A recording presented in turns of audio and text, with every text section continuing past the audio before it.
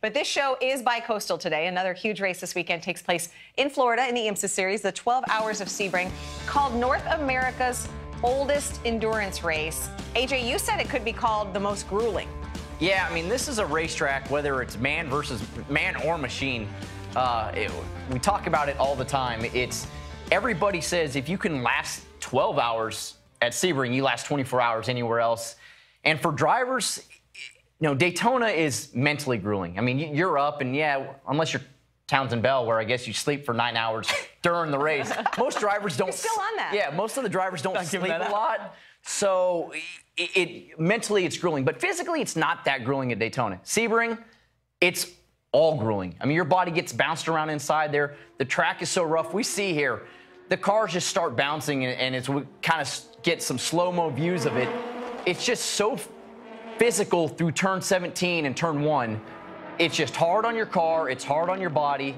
And for 12 hours, it is just an absolute beast of a racetrack. You see it right there. I mean, turn 17, there's those bumps in the middle. You get 4 tires off the ground. Where in the world do you race a road course when you get 4 tires off the ground? Do you feel that too in the car? How much how much air are you feeling compared to what the video we just saw? I mean, you feel it. It's sometimes like, oh, the track's bumpy, and you're like, yeah, it's not that bumpy. No, it's bumpy. Turns 1 and turn 17 especially, which is what we were seeing in the video there. This is turn 17. It is so rough. You take the rest of the racetrack, it's not rough as 17, but it's not smooth by any means. It's not Daytona.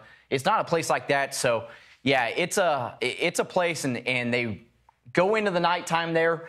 Unlike Daytona, where there's kind of lights around the racetrack, there's no lights really out there. So it's dark as well. So there's so many things that are unique about the 12 Hours of Sebring that makes this race so great. And I've tested there, and I've never been so bruised in my life as I got done the day of testing there. I mean, I think that's what makes this place so incredibly grueling. It's just one of those places that, you're not, I don't think you're ever prepared for how bumpy a place can be. And you hear them talk about it, and you're like, whatever. And then you experience it, and you're like, wow, that's intense.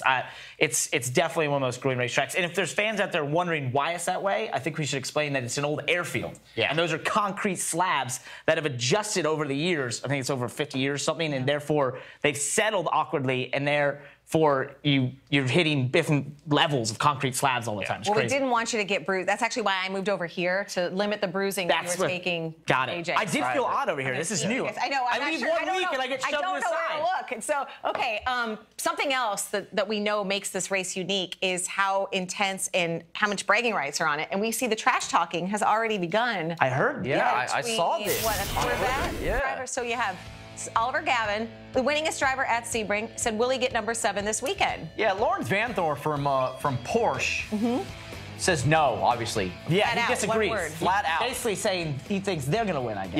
Yeah. Okay, so the follow from Oliver. That's a cutthroat sign. Yeah. So In basketball, you get teed up for that. does Lawrence have a response? And right there, that's mic drop right there. When you use The Rock. Yep. Yeah. Wondering what the Rock's cooking, is that what it was? The best part of it is the fact that I'm pretty sure, like, everybody at Chip Ganassi Racing and their Ford GTs are just laughing. Like, Right. Yeah, okay, guys. You guys keep trash talking. Yeah, we're going to do this. So it's going to be fun to watch. So what about, you like talk GT, what about the prototypes? I mean, the Mazda momentum that we saw in Daytona for the Real X24 in terms of practice qualifying, I mean, and then came to a screeching halt in the race. How much pressure is on both of those teams heading into Sebring? I think there's a ton of pressure on Mazda because they're showing the speed, and that's half the battle, is going out there and showing that your cars are the fastest cars. But at Daytona and Parker, I think you had an idea of what happened there to both cars really simultaneously to take them out of the race. So going into Sebring, there's a ton of pressure for them, not only to show the speed, but show they have the reliability, because that's really been Mazda's problem